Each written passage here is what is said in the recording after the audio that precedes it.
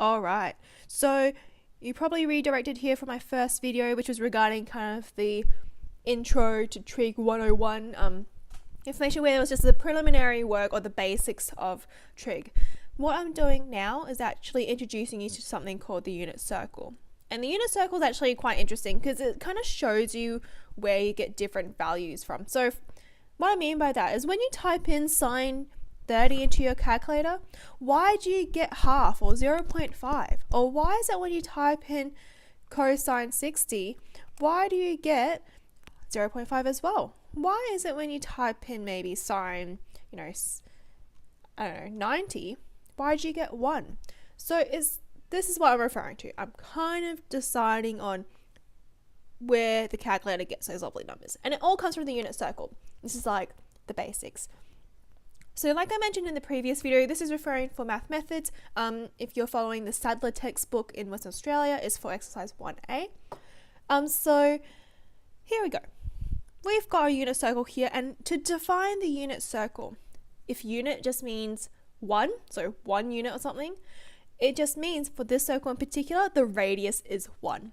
So for those who forgot, the radius is just from the middle of our circle, or our origin in this case here, to the outside of the circle.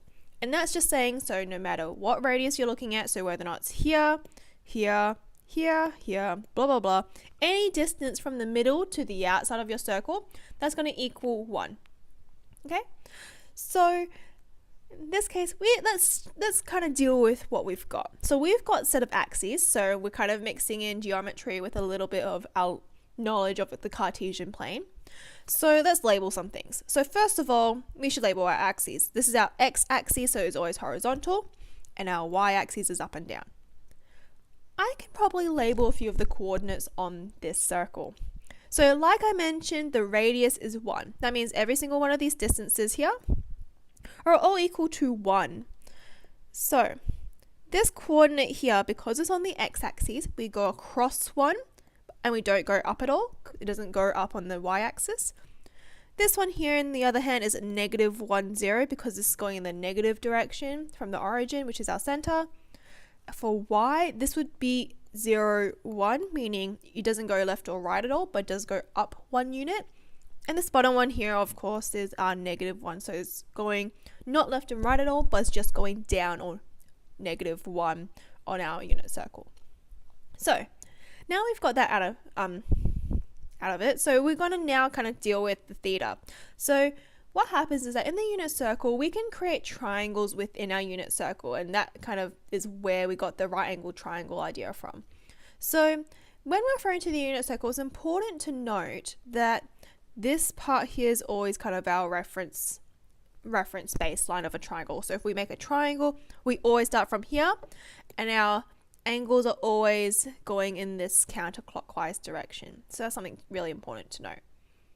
Anyway, so I'm just going to create a triangle in our circle. It's usually in this top right hand corner, but it does extend, and there will be questions regarding triangles with a bigger angle. Not important now, but just have a look. So I've created a triangle here. So that's my triangle. Not very straight, but here we go. So let's clarify a few things. This side here, our hypotenuse of our right angle triangle, that's going to equal 1. I say that because, as you can see, it comes from the middle of our circle to the outside of our circle. So radius is any point from the middle to the outside, so that's 1. Okay, so now it gets to, well, what is our other sides? So let's look at this point up here. So this is the point where it hits our outside edge of our circle, or our circumference. Let's make a coordinate for that. Let's make something up. So let's say this distance is a, so it goes across the x-axis a units, or a bits, so that could be like 0.7 or 0.6 or 0.65 perhaps. We can just make an assumption because this is of 0 to 1, just to remember that. So this could be a distance of a. Now we're going to see how high it is, or how high a triangle is. If we just measure across here, this bit, we'll just say it's equal to b. So it goes up in b distance. Okay, so if you were to plot it, you go across a, up b, and that's how you end up on that edge of the circle. So Now we've got this. Let's label our sides. So we labeled our sides before with our opposites and hypotenuse. We've got hypotenuse sorted. Let's sort out our opposite and adjacent. So as you can see, our opposite is just over this side here. So this length here.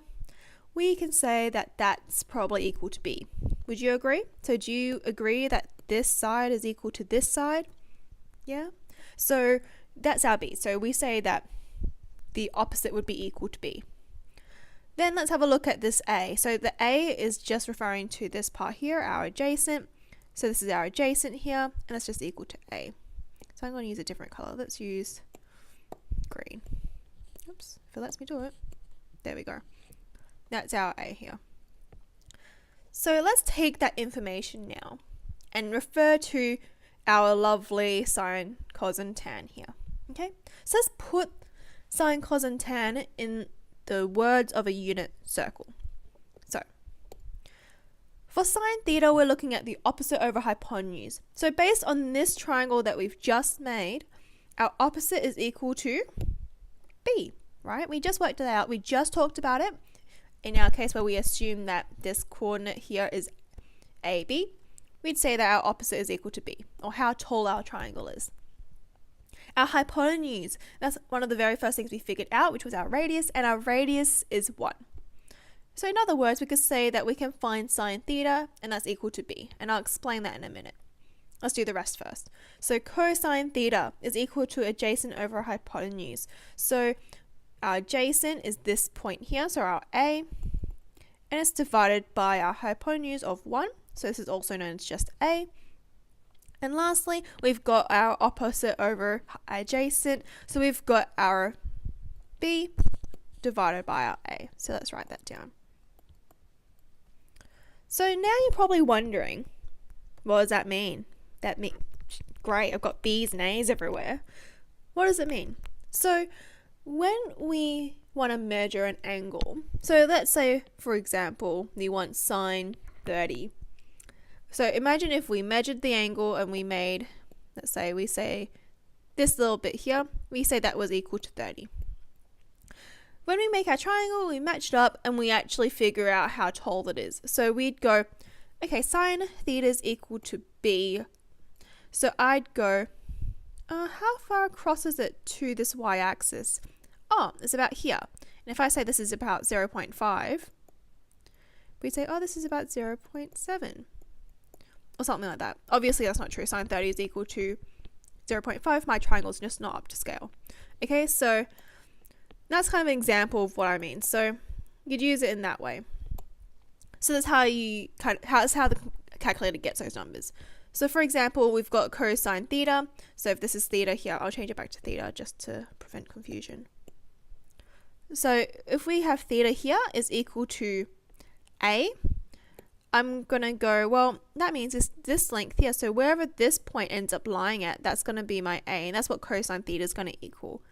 All right. So I'm going to have A there. I'm like, well, great. That's my angle. So I'd say in this case, assumption, just an estimate, that cosine theta is equal to about 0.8 or 0.7. The last one we've got here is opposite over adjacent, or our tan. So I'm going to choose a different color. I'm running out of colors here. Let's go in orange. So tan theta is equal to opposite over adjacent. So let's say our opposite is B. So whatever value you got for B, or how tall your triangle is, so whatever that value is that you found, that would be the top number. So again, our assumption in this case, because we don't know theta, I'm going to say it's 0.8. Divided by my A, so how long it is, I'm going to say that's like 0.7. That number is going to equal tan theta. Okay. So that's just a quick intro to it.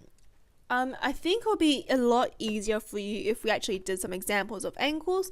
So just watch the next video just to get a little bit more clarity as well.